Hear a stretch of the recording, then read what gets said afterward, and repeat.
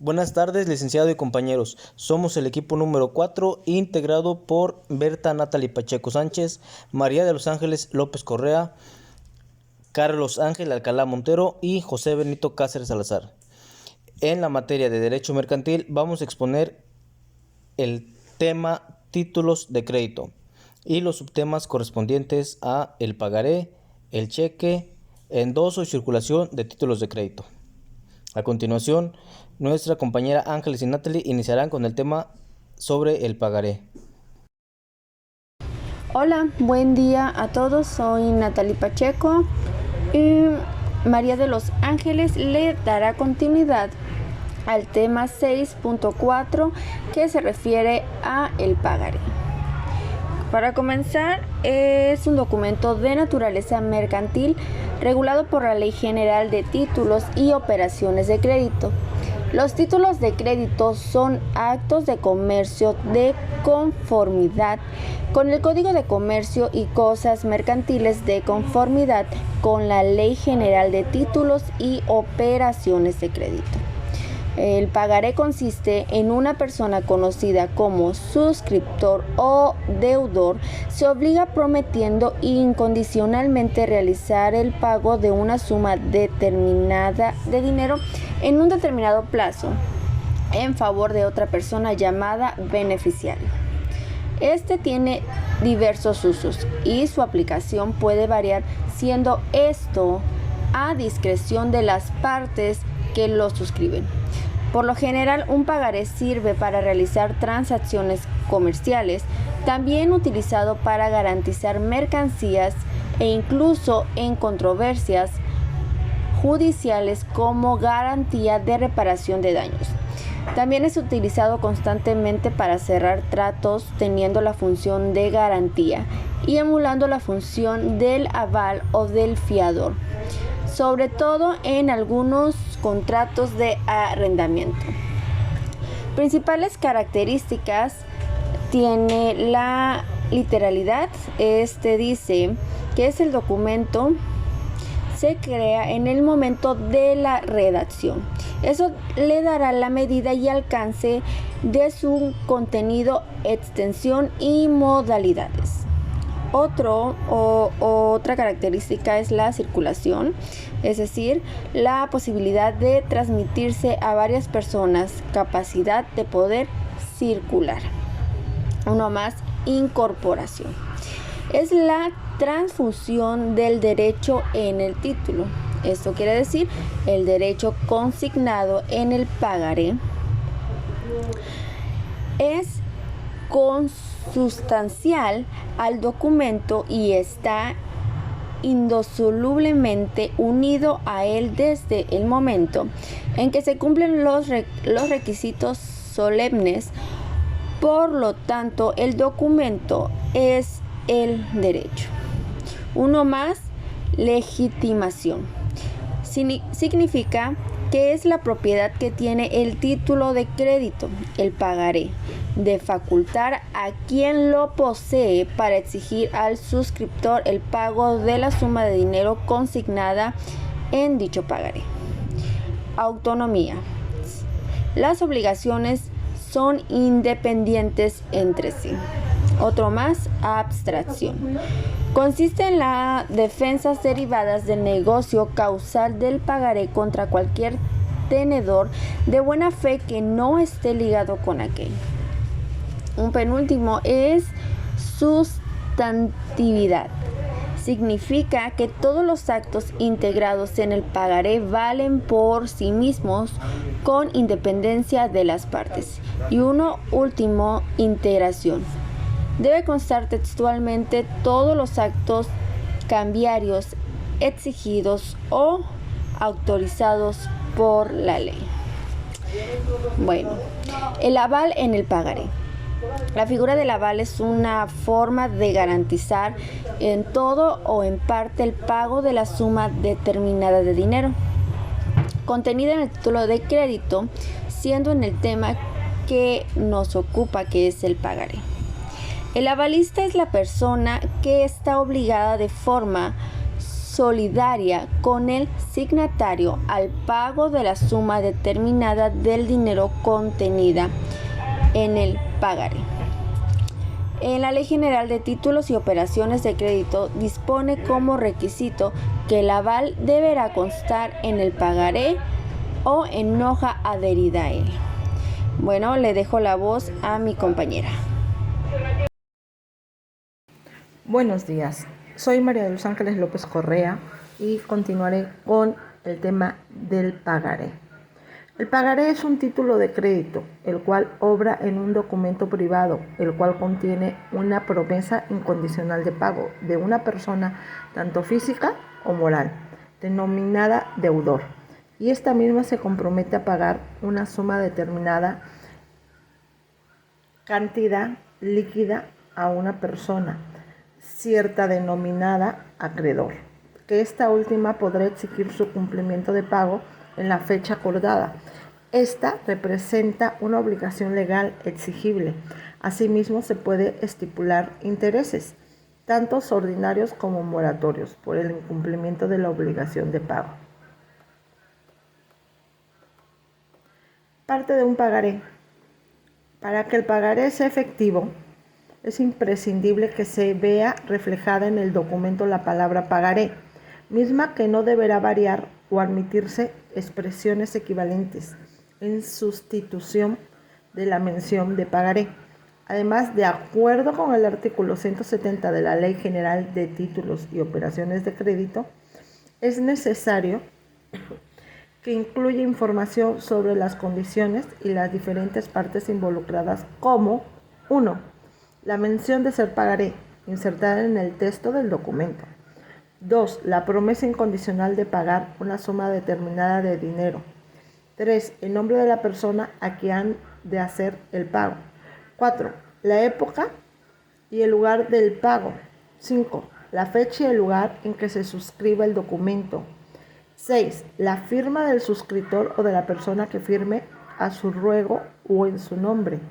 En relación del segundo punto, la promesa incondicional de pagar una suma determinada de dinero es la parte medular del pagaré, es la que lo distingue de otros títulos de crédito, especialmente de la letra de cambio o del cheque.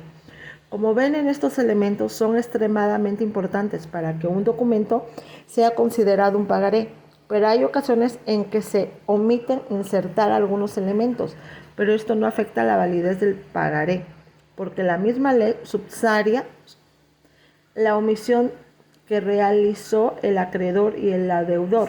Pero ojo, estimadas lectores, no aplica en todos los elementos, compañeros. Tal caso ocurre en el elemento de la época y lugar del pago.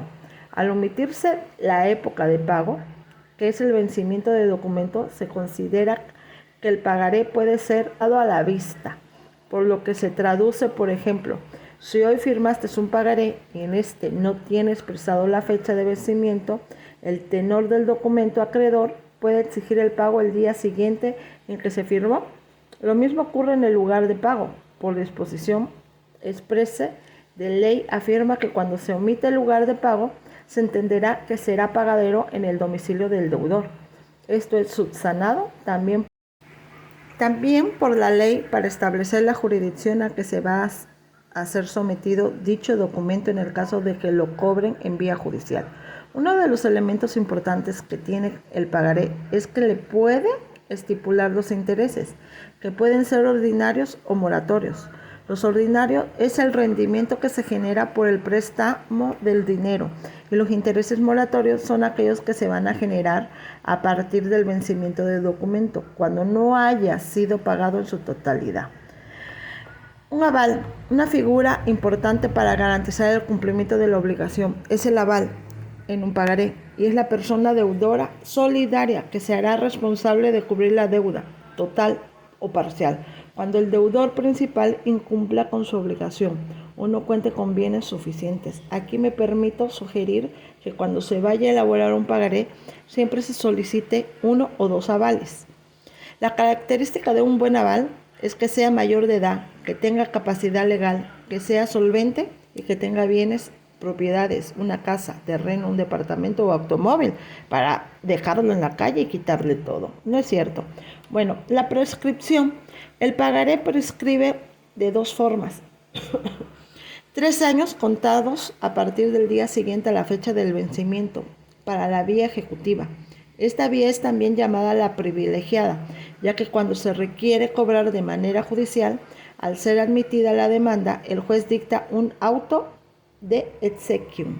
Esto quiere decir que en el momento que de la diligencia se les requiere el pago total del pagaré, y si no lo pagan o no tienen para pagar, se les embargará precautoriamente bienes suficientes para garantizar el pago. Y por último, se va a notificar de la demanda o demandas esas 3 cosas que se realizan en la misma diligencia. O 10 años contados a partir del día siguiente a la fecha del vencimiento. Para la vía ordinaria, en esta vía únicamente se le emplazará a la parte demandada y el embargo se realizará después de haberse dictado la sentencia. Consejos para firmar un pagaré. Para el deudor, no dejar en blanco en el documento. Se relaciona llenar todos los campos posibles. En caso de duda, consultarlos con un abogado. Lo recomendable es tener una fecha de vencimiento. Si tu acreedor en los intereses moratorios te dice que lo dejes en blanco, hay que tachar ese espacio. Escriba la leyenda no negociable para que tu acreedor no pueda transferir por medio del endoso y exigirle al acreedor que los pagos parciales tienen que estar anotados al reverso del pagaré con su firma. Al pagar por completo la deuda, es exigible la devolución de dicho documento. Para el acreedor, no llenar datos que no haya colmado el deudor, porque puede complicarse en un juicio. Será mejor establecer una fecha de vencimiento y no dejarlo a la vista. Procura demandar el pago de un pagaré vencido antes del término de los 3 años posteriores a la fecha. Si el pagaré a la vista procura demandar su cobro, porque pagó al título, puede pedir a través de las acciones cambiarias lo siguiente. 1. El reembolso de lo que pagó, menos las costas si fue condenado a ellas. Los intereses moratorios sobre lo que pagó a partir de lo que ha dicho como pago se efectuó. 3. Los gastos de cobranza. 4. Gastos de transferencia de una plaza a otra. No se puede utilizar la acción cambiaria para cobrar créditos que estén respaldados por documentos diferentes a un título de valor, como un contrato de arrendamiento, por ejemplo. Eso sería todo. Muchas gracias por su atención y espero que les haya quedado claro. Gracias. Buenos días, licenciado y compañeros. Soy José Benito Cáceres Salazar del equipo número 4 y en esta ocasión en la materia de Derecho Mercantil voy a exponer el tema relacionado al cheque.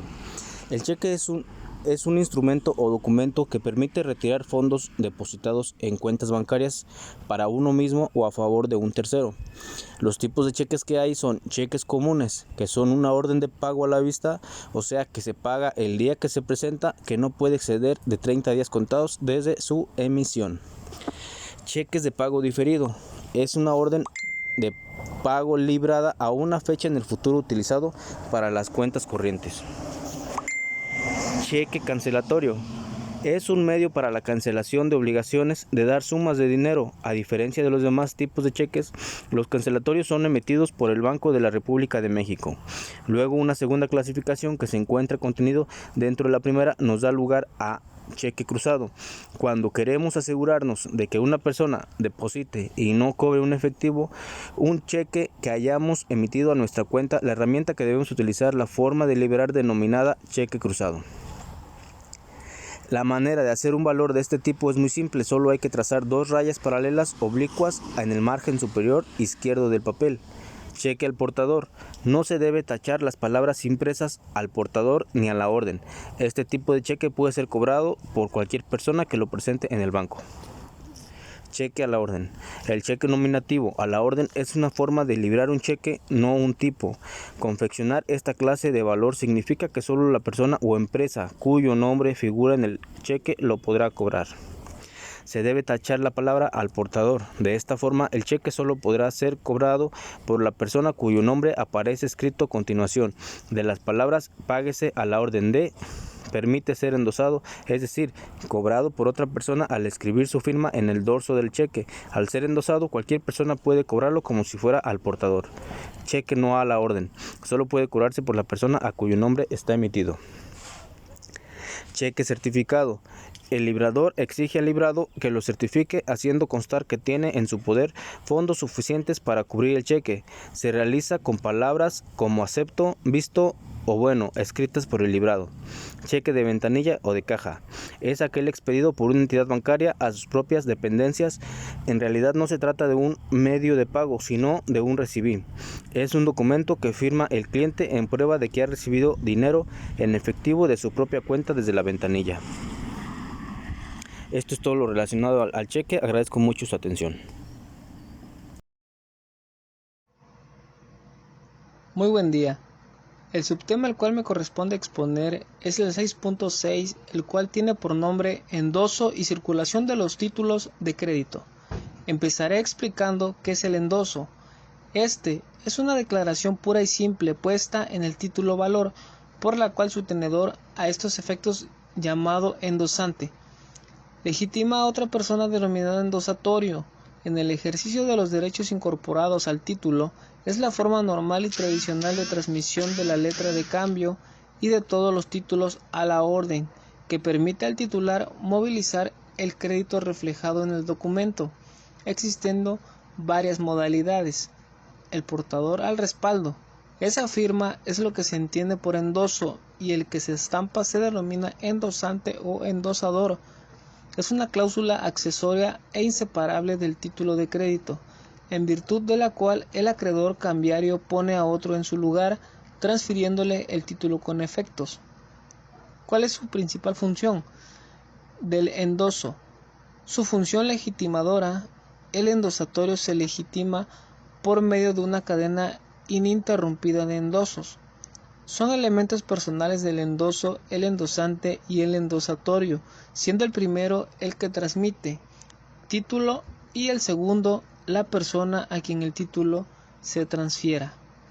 En palabras simples, el endoso es una manera de transmitir el cheque a otra persona y se hace por medio de una firma puesta en la parte de atrás del cheque. La persona que recibe el cheque endosado puede cobrarlo o volver a endosarlo para transmitirlo. Categorización del endoso. Por su contenido literal, el endoso puede ser completo o incompleto. Cuando se hayan llenado todos los requisitos mencionados en el apartado anterior, será completo e incompleto cuando falte alguno o todos los requisitos no esenciales. El endoso incompleto es un endoso en blanco. El tenedor puede llenar los requisitos que falten o transmitir el título sin llenar el endoso. A partir de la clasificación según su contenido literal, completo o incompleto, se puede clasificar al endoso según sus efectos. Endoso al portador es aquel que se emite con la cláusula al portador produce los efectos de un endoso en blanco. Endoso en propiedad. El endoso en propiedad complementado con la tradición transmite el título en forma absoluta. Endoso o procuración o cobranza.